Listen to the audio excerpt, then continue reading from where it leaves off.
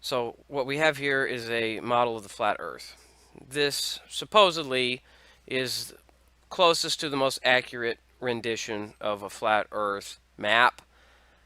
So I'd like to point out that right here in the center, this is North Pole, this is where Polaris is, etc. But we're not talking about Polaris today. We're just going to talk about octans. Uh, so every nation in the world, if you look north, you'll be looking toward this center area.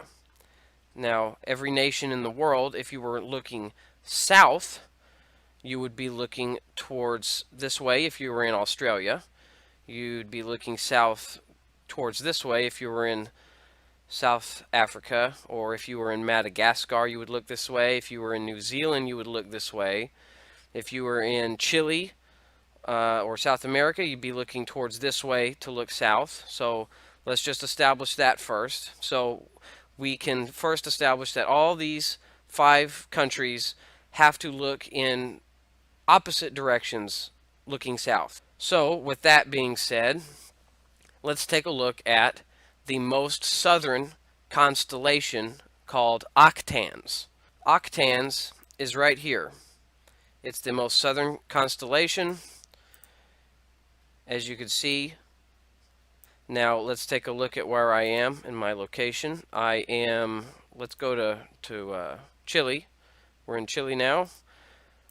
If you look outside at night, you can visibly see octans in the sky, right there, clear as day. And what's really interesting is that because this is the most southern constellation, just like Polaris with Ursa Major, this constellation never leaves this particular area of sky for everyone living in Chile. So if we fast forward the clock, you will see octans is always in the sky, right there. Doesn't matter how far in the future you go, it's always going to be there. If you have an infrared telescope, or if you have just a really good telescope, you can see octans even in the daytime. If you zoom in, it's just hard to find stars in the daytime, but you can see them through a good enough telescope. Or if you have like an infrared telescope or something of that nature.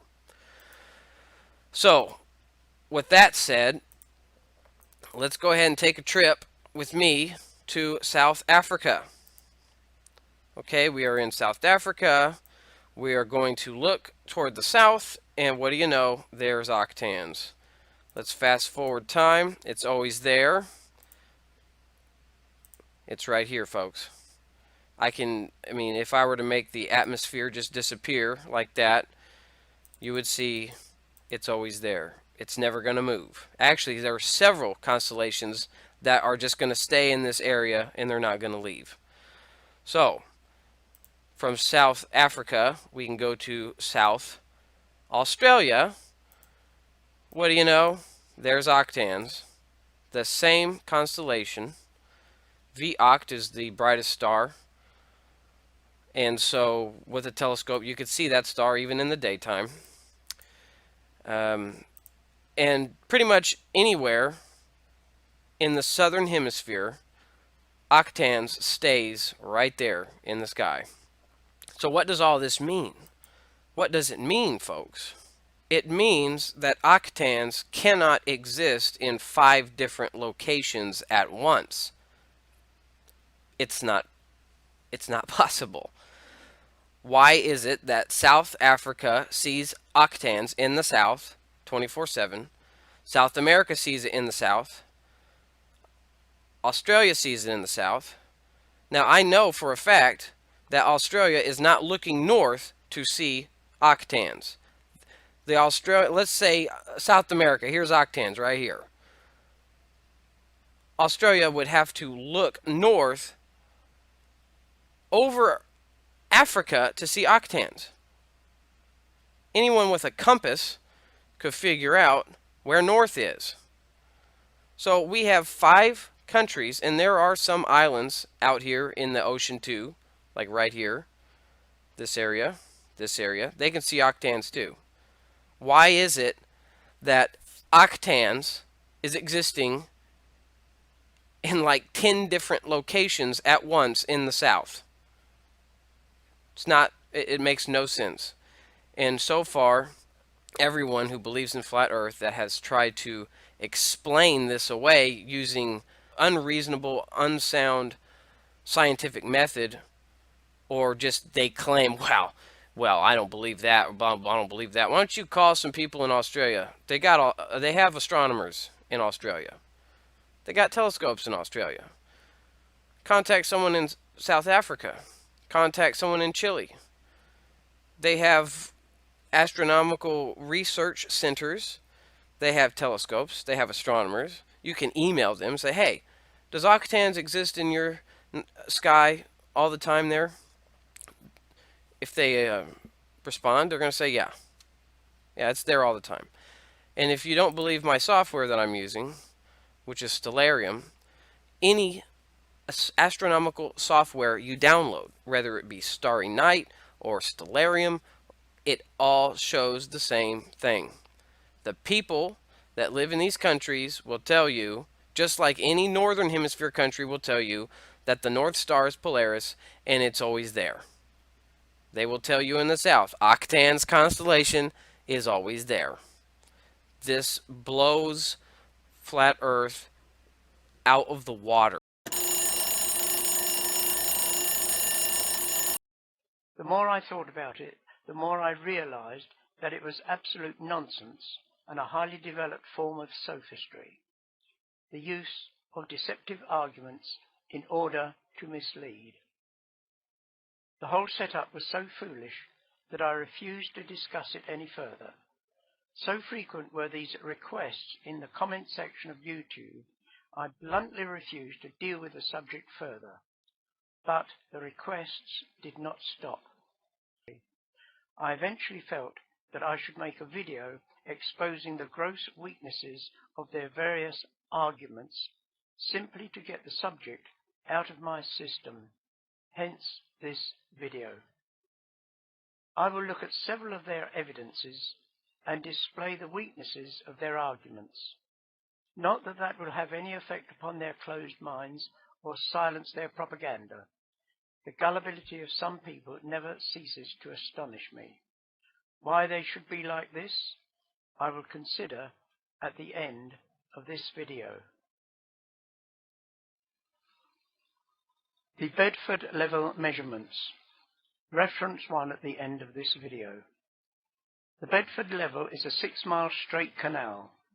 The formula for the dip due to the Earth's curvature is in feet 0.667 times distance in miles squared. In 6 miles, the dip would be 6 times 6 times 0.667 equals 24 feet. In 1838, Rowbotham, with a telescope 8 inches above the water, claimed a rowboat was in full view when it was 6 miles away. The dip should have put it 24 feet lower, i.e. the top of its 15-foot mast should have been about 9 foot below the horizon if the Earth was a sphere. How could Rowbotham have seen the rowboat and mast 6 miles away? How can ships and cities be seen when the curvature of the Earth should have put part of it, or all of them, well below the horizon? The answer: it is due to the refraction, the bending of light as it passes through different densities of air. When a navigator looks through his sextant or an astronomer looks through his telescope, they measure the angle between the star and the horizon, angle A, the black dotted line. But the light has been bent downwards as it enters increasingly dense air, the green line. They have to allow for this by subtracting a refraction correction angle, B, if they want to know the exact angle that the light is coming to them, C. In astronavigation, you have to subtract a small refraction correction angle that varies with the angle of the star above the horizon. Reed's Nautical Almanac gives a table for this correction. At 90 degrees vertically upwards, The light is at right angles to the atmosphere, and the correction is 0 degrees. At 45 degrees above the horizon, the correction is 0.93 minutes of arc. When horizontal equals 0 degrees, i.e. just skimming above the sea level, the correction is minus 34.9 minutes of arc, i.e. the star is below the horizon by about half a degree. This correction is well known to astronomers, scientists, and celestial navigators, yet it is totally ignored by the flat earthers. Indeed, Wikipedia states, refraction is strongly affected by temperature gradients, which can vary considerably from day to day, especially over water. In extreme cases, usually in springtime, when warm air overlies cold water, refraction can allow light to follow the Earth's surface for hundreds of kilometers. This means that refraction, due to the increased density of the air, allows objects to be seen that are well below the level of the horizon. Thus, telescopes show cities, ships, etc. below the horizon, not because the Earth is flat, but because the rays of light are bent downwards. This is independent of the further correction that is made for the height of the observer above sea level. The curvature of the Earth's horizon. Flat earthers consistently claim that no matter how high you go, you cannot detect any curvature of the Earth's horizon. It is very difficult to detect the very small degree of curvature by eye, hence their claim. There is an interesting article, reference 3, by Lynch, that deals with this subject in considerable depth. It will be sufficient to summarize it with two statements that set out his basic conclusion. Thus, the altitude necessary to visually detect curvature would seem to be between about 14,000 and 35,000 feet, and passengers on the Concorde at 60,000 feet routinely marveled at the curvature of the Earth.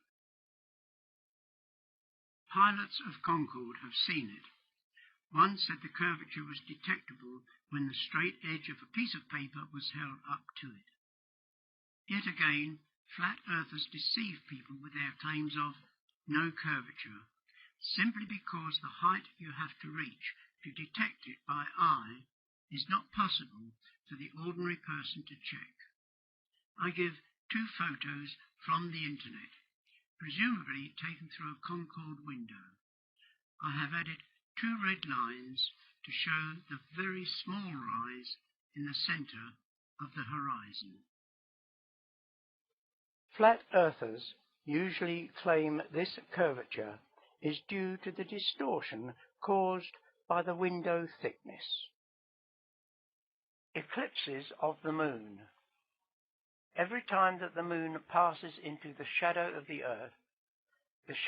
Earth on the moon is always a perfect circle, as would be expected if the Earth is a sphere.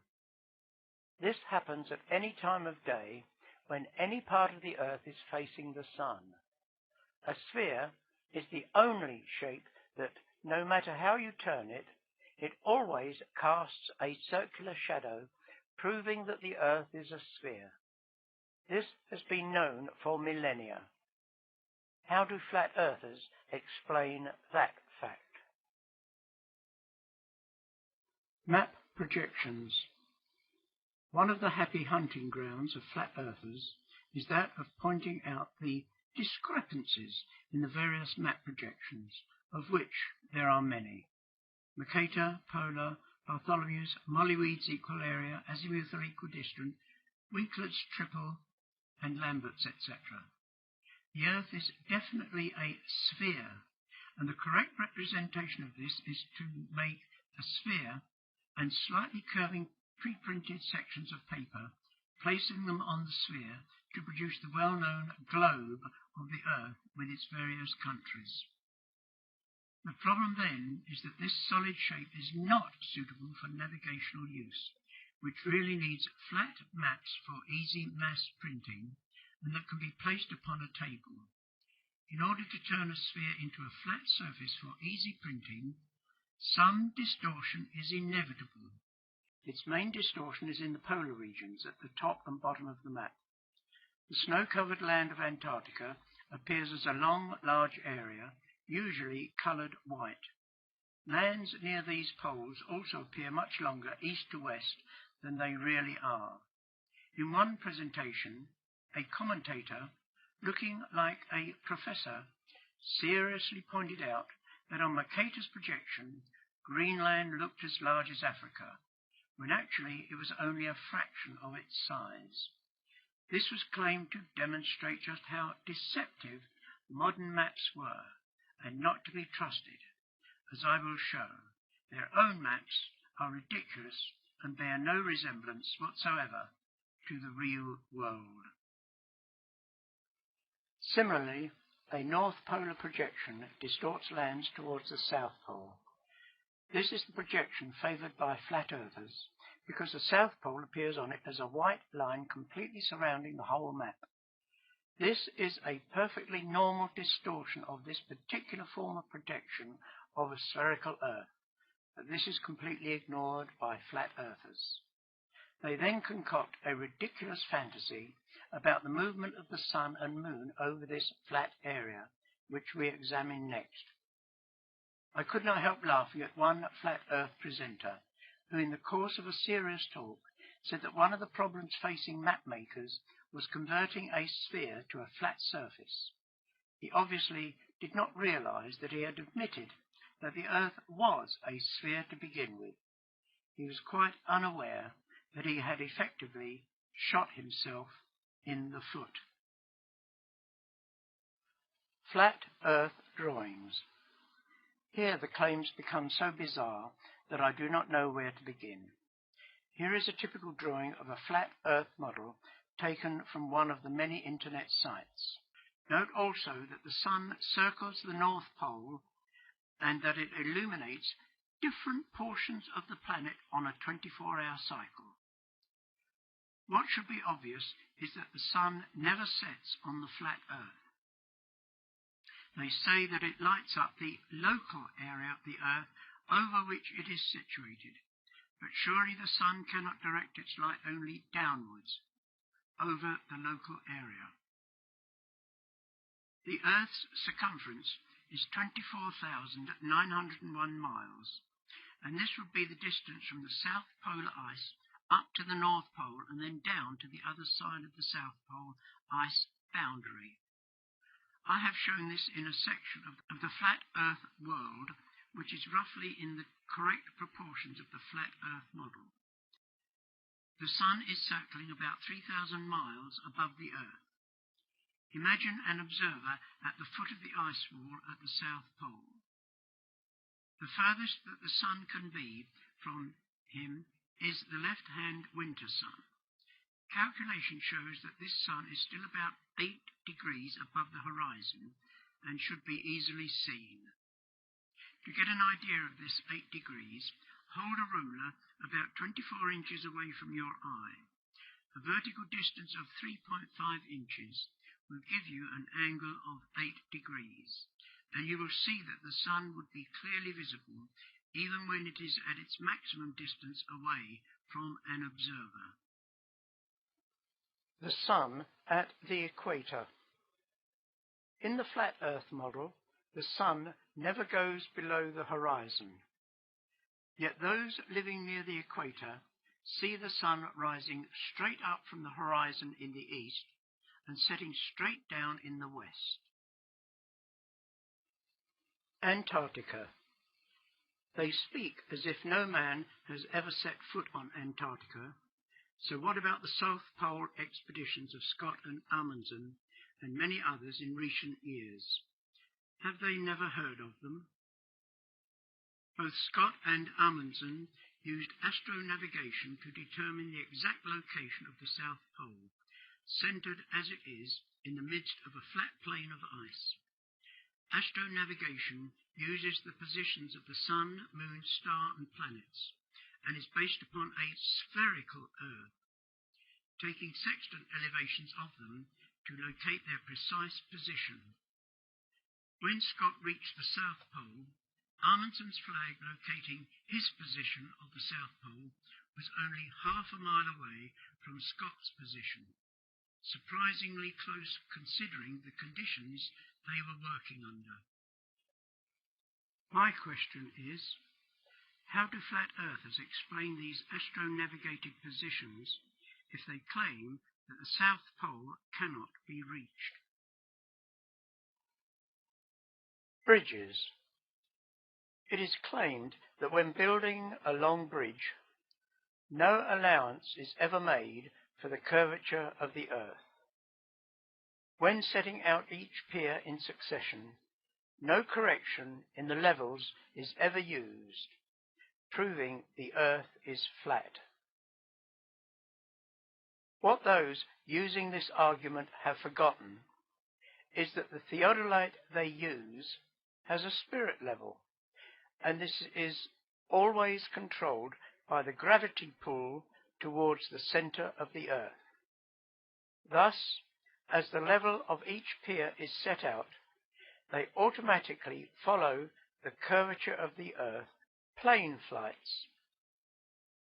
In a similar way, pilots do not make adjustments in their flying height for the earth's curvature, so the earth must be flat. But the plane knows its height above the earth by using the air pressure, which it keeps constant, and the autopilot keeps the plane at the same air pressure. But the air pressure also follows the curvature of the earth. So again, no correction is needed. Flat earthers make great play about perspective and how it proves the earth is flat. It does nothing of the sort. They are just deliberately muddying the waters with such ridiculous and misleading claims. In this video, I have tried to reply to some of the main proofs that flat earthers present to support their views. There are others that they give, but I hope that those I deal with are more than adequately rebutted, sufficient to demolish their case. In every instance, I have found that there are huge flaws in their arguments, and I have no doubt whatsoever that this would apply to all their evidence. What has truly amazed me has been the sheer volume of the sudden rise of this propaganda on the internet, and the brash and confident way it is presented. I feel that there is something quite suspicious about the whole subject, and that there is a concerted program to swamp the internet with this foolish theory. Why that is taking place, we will now consider. The implications for the integrity of flat earth proponents.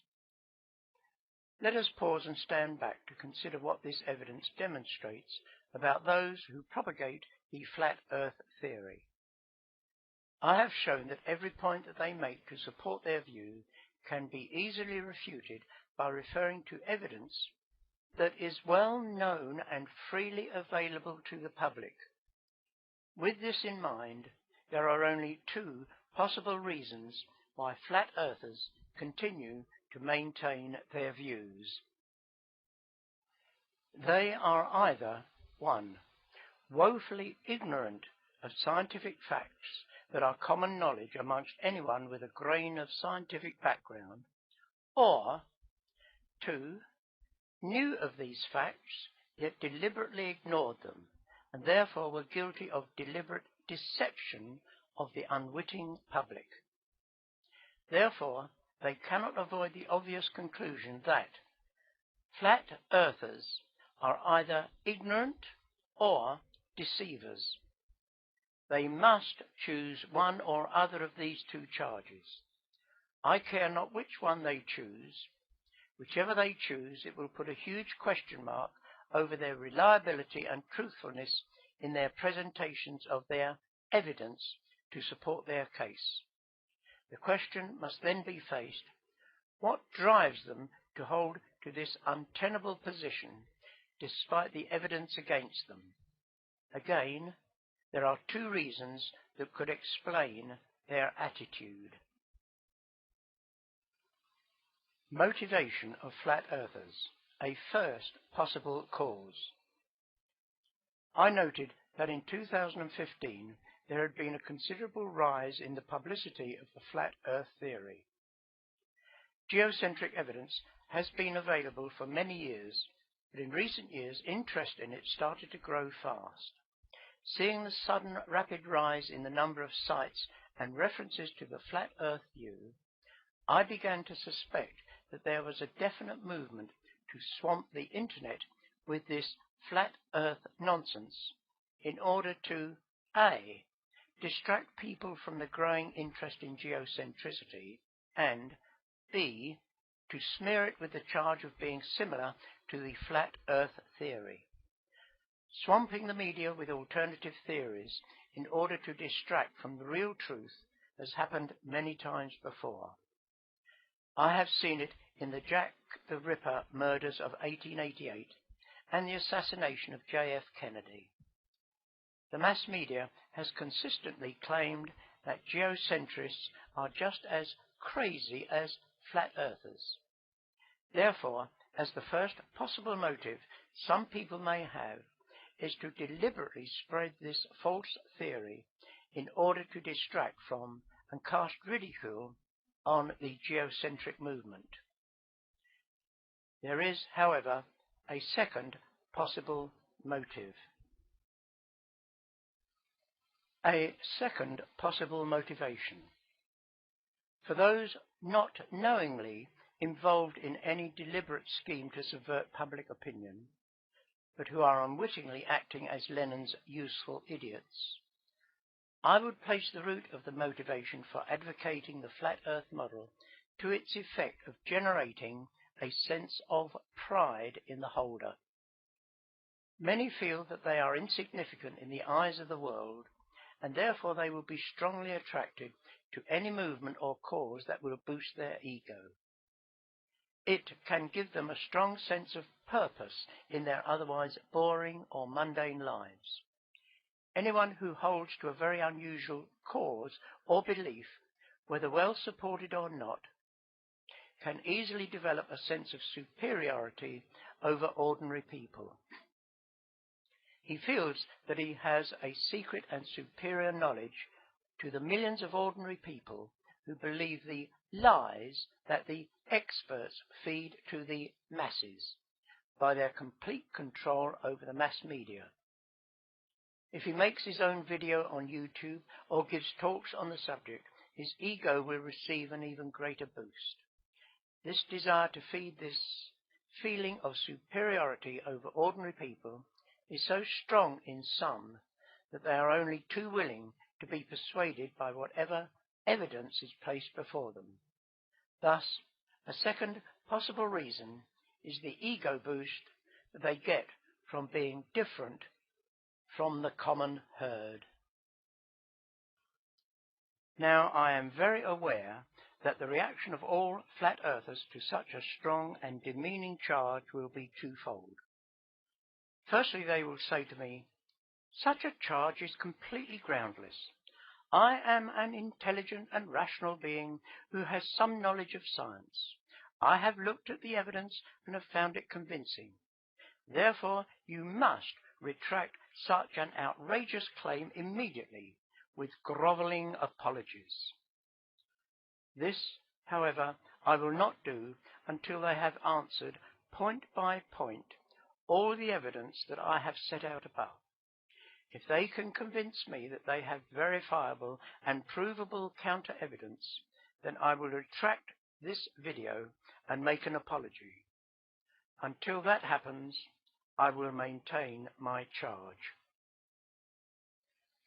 Secondly, they will make the counter-charge, "Are you not also personally promoting unpopular and controversial views?" geocentricity, true biblical counseling, etc., for exactly the same reason, to boost your ego? This I refute. My promotion of these subjects resulted in truly huge criticisms, abuse, and ostracism, the most wounding being from fellow Christians. So those who charge me with adopting controversial subjects as an ego boost could not be more wrong if they tried. The criticisms that I have received were daunting and the very opposite of being an ego boost.